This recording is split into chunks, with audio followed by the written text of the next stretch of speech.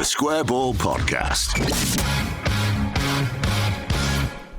Hello, welcome to the Square Ball Podcast. It's brought to you with Levi Solicitors, who will do you 10% off your legal fees at levisolicitors.co.uk/the Square Ball. 15% off the legal fees of conveyancing instructions before the end of January 2022, so don't miss out on that. Time running out. Dan, Michael, and Moscow recording remotely today just as a COVID precaution. We're all healthy and well, though, just to let you know. If you would like to try out TSB Plus, our membership package that brings you loads of perks, we have extended the free trial offer to a month now, so you can try it on for size for a month and then dive right in. You get priority access to the match ball after a game. You can watch the live stream if you want to enjoy our misery after the likes of playing Newcastle. You get all access to the digital copies of all the mags we've done since 2009. You get a dedicated podcast feed with all our podcasts ad-free, extra video, extra podcasts, loads of stuff, daily email with all the Leeds United news, discounts on the merch, plenty to go at. It's at thesquareball.net/plus, and you can get that 1 month trial there when you sign up. Part one of the show is all about news then, and the news right now is that the transfer window is 1 week. It's 1 week left or thereabouts, isn't it? To go out to sign someone to get Brenden Aaronson, because it's going to be him or no one by the looks of it. Do you want him? Yes, I decided this last week, having watched a 30-second video and knowing we'd bid for him. I mean, given that we don't have any dedicated attacking midfielders to speak of, really, specialist ones, probably be all right, wouldn't it? Put some respect on Matt Click's name. It's a nice picture, that. Yeah, Moscow is, if you listen to the audio, Moscow is holding up a signed picture of Matt Click that he's produced from somewhere. He just keeps it. Is it in your pocket at all times? It's on the wall normally. It's when he was playing for VfL Wolfsburg, and I was reminded of him because we were just looking at some pictures of Brenden Aaronson, who I don't know who looks younger. I think Brenden Aaronson looks younger than young Matt Click, but it's like going back 10 years to get a new version of Matt Click. Brenden Aaronson looks younger than Archie Gray on most of the pictures that I've seen. Yes, it's a little bit concerning that this is the new anchor around whom we're pinning all our midfield hopes. That's a boy, isn't it? That's a boy.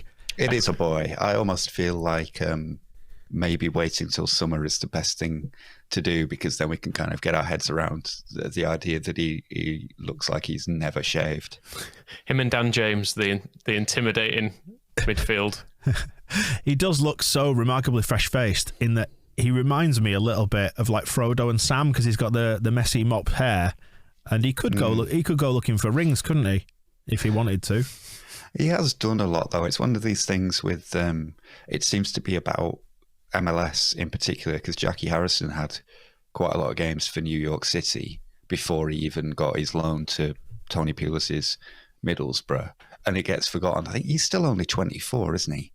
But because he's been playing for us for 4 years, and he was 21 when he first came on loan, but he had a lot of games under his belt for a 21-year-old in a decent league. Obviously, for the last he went to Austria in 2020 and hasn't been playing for a football team since, apart from his occasional appearances for the United States men's national team. But yeah, he's been playing for a fake shadow organisation that I think once we've taken Brenden away from them, they should be closed down.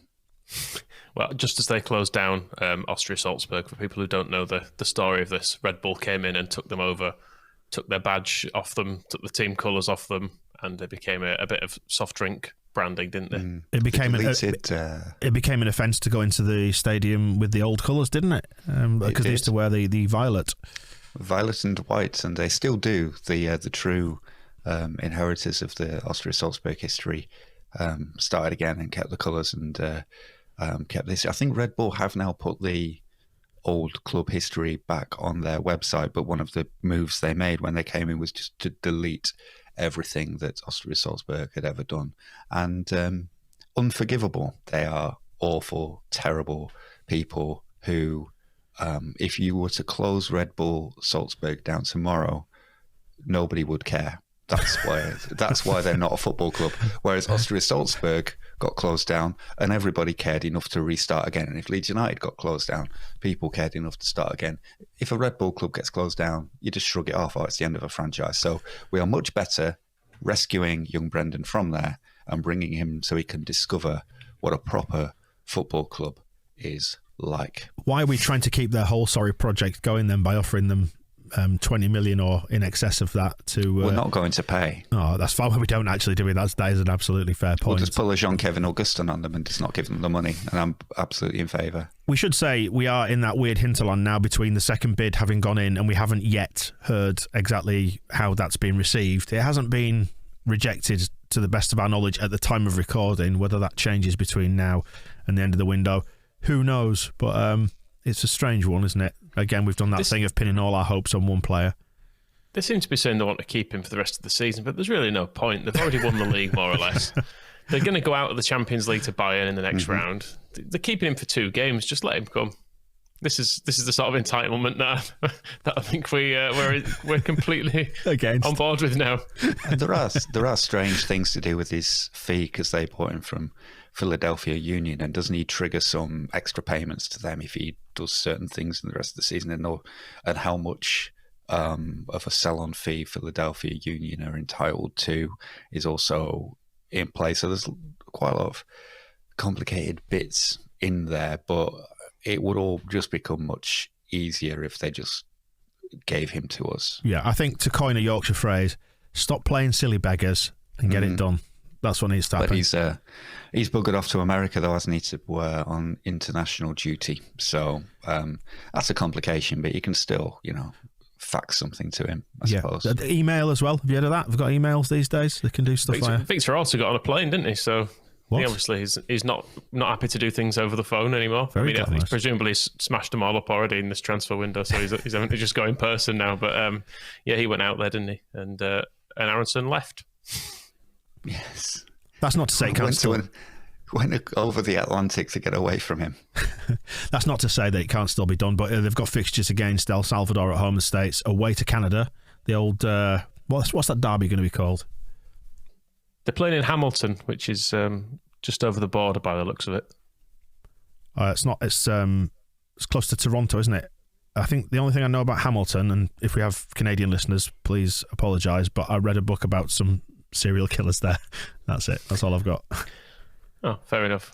So it's the Tim Hortons field they're going to, colloquially known as the Donut Box. Tim Hortons is the Canadian coffee brand that I think they've just opened at Birstall. Yep. Yeah, which is probably to Leeds what Ontario is to the United States.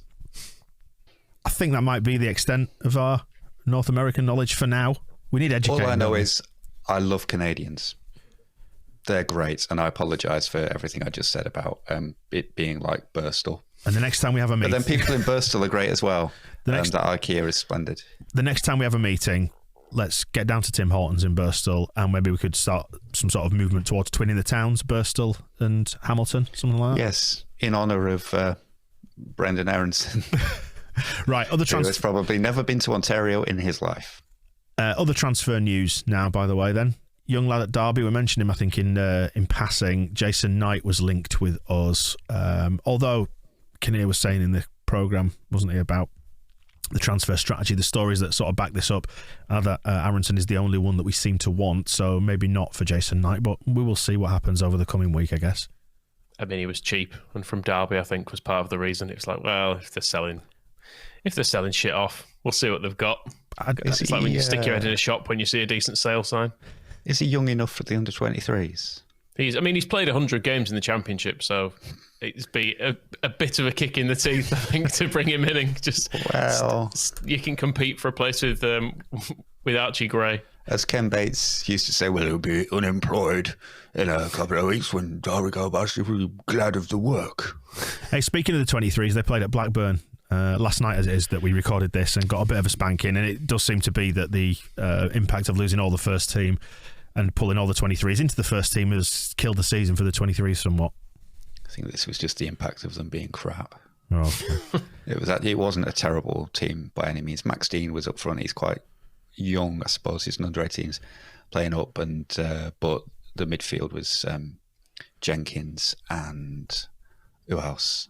Noah Kenner was in there, who was on our bench on Saturday, and the whole thing was just a disaster from start to finish as a game, and almost to the point where maybe best not to draw any conclusions from it. I don't know if it was due to how many players have been called up and all the different things they've been doing and them being involved in first team or whatever.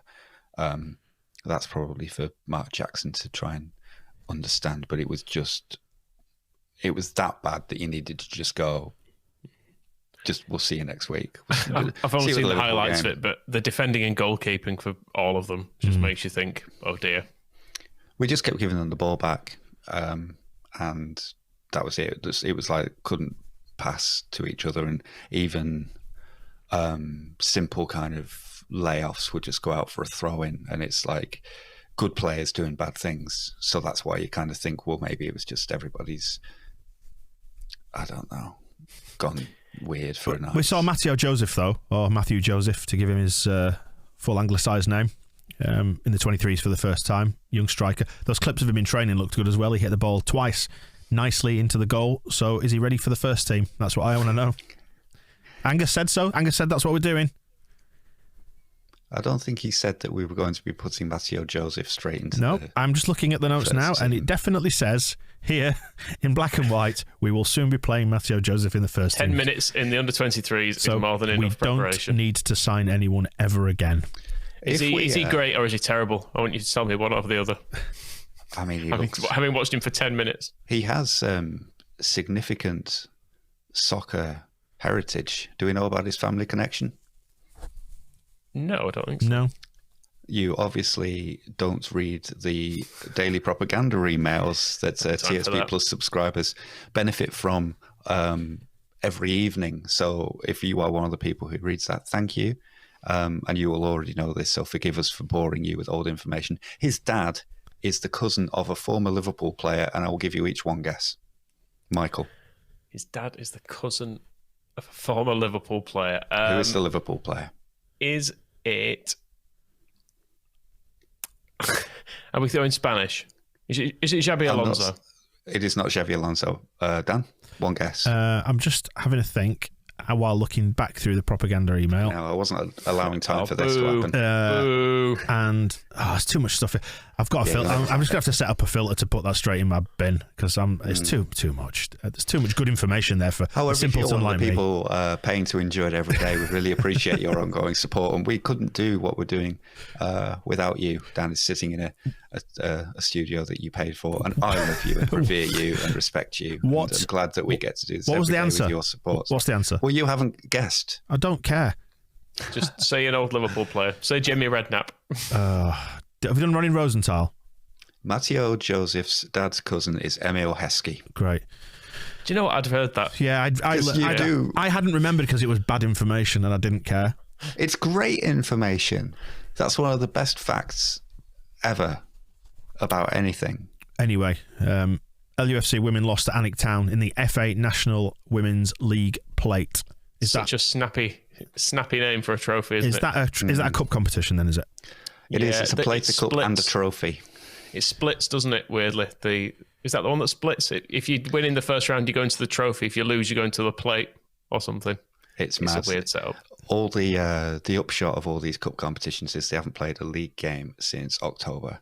And I think they'd quite like to just play the league games. It's surely at home in the next one, and they are promising to do better than they did in this game because I think like the under-23s, everything just was bad. Watford sacked Ranieri. What do you reckon?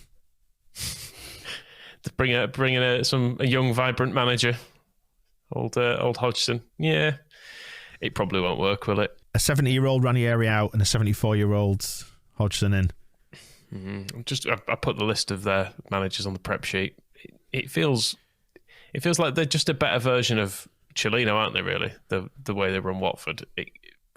They just managed to get to that land where they just about bounce between the Premier League and the Championship, whereas we were just bouncing around the middle of the Championship with Chilino's approach. It goes back to what we were saying on propaganda about all the other teams in the bottom half beneath us, barring Burnley, have changed their managers, and that amount of churn, it's just not good, is it? I mean, we've stuck to the plan, and I know it's making people anxious, and maybe we want to do more in the transfer market, whatever it might be. We want Bielsa to be more flexible, but ultimately the stability should see us home and hosed this year, you would hope.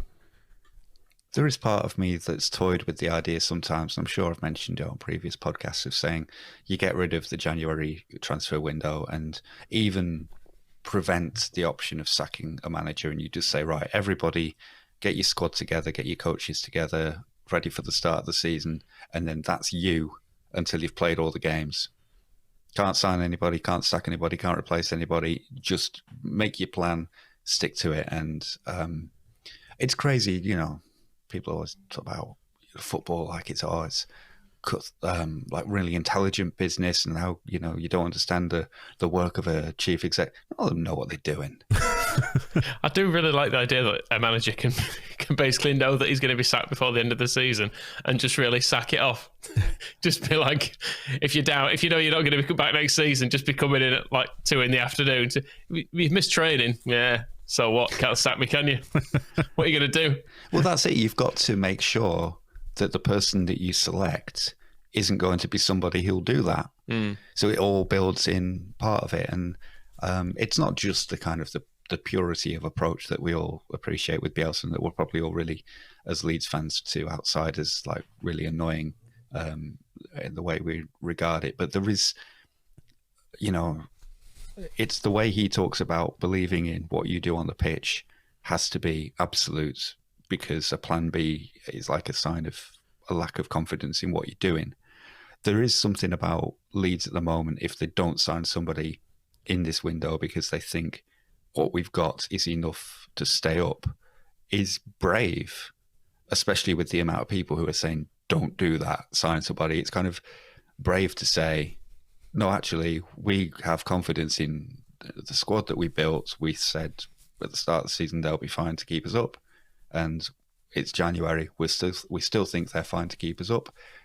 They are keeping us up because of where we are in the league table. We're just going to stick with it.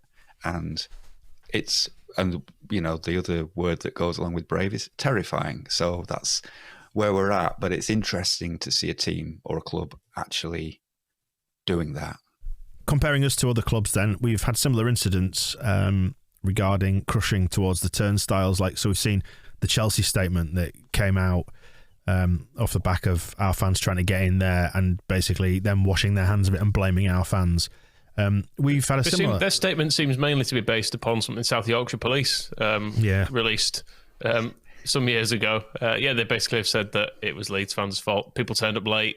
They were physically and verbally abusive. They were trying to force their way in.